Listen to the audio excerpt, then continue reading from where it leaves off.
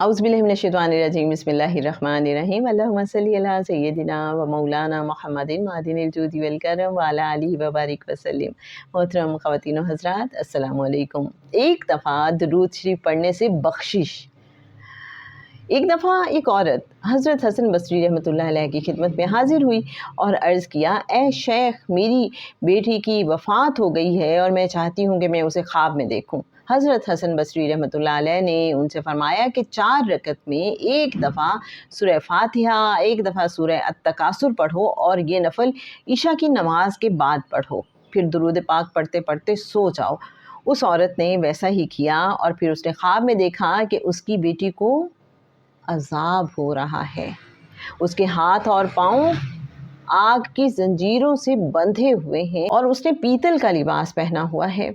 نیند سے اٹھ کر حضرت حسن بصری رحمۃ اللہ علیہ کی خدمت میں وہ عورت آئی اور سارا واقعہ عرض کیا تو انہوں نے فرمایا کہ کوئی صدقہ کروا دو تو اللہ کریم معاف کر دے۔ رات کو حسن بصری رحمۃ اللہ علیہ نے خواب میں دیکھا جنت کے باغات میں سے ایک باغ ہے اور ایک تخت پہ بہت ہی حسین و جمیل لڑکی جس کی پیشانی پر نور کا تاج ہے بیٹھی ہے۔ وہ لڑکی کہنے لگی، حسن رحمۃ اللہ علیہ، آپ مجھے پہچانتے ہیں؟ میں اسی عورت کی بیٹی ہوں جس کو آپ نے محمد عربی صلی اللہ علیہ وآلہ وسلم پر درود پاک پڑھنے کا حکم دیا تھا۔ حضرت حسن بصری رحمۃ اللہ علیہ نے فرمایا، تمہاری ماں نے تو تمہاری یہ حالت نہیں بتائی تھی؟ تو لڑکی نے کہا، میری حالت ویسی ہی تھی جیسی انہوں نے آپ کو بتائی تھی۔ ہم 70,000 لوگوں کو سزا مل رہی تھی۔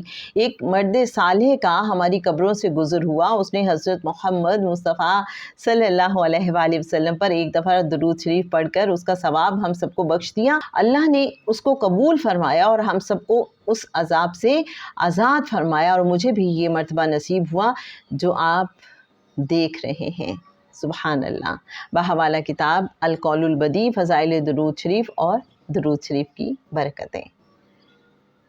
سمجھ ہی آئی کہ ہم اپنے پیاروں کو جو دنیا سے رخصت ہو گئے ہیں کوشش کریں کہ درود پاک پڑھ کے اس کا ثواب ایصال کیا کریں، اور جب بھی ہم قبرستان کے پاس سے گزریں تو ضرور وہاں جو لوگ دفن ہیں ان کے لیے بھی درود پاک پڑھ کر ایصال ثواب کیا کریں۔ اللہم صلی علی سیدنا و مولانا محمد معدن الجود والکرم وعلی آلہ وبارک وسلم۔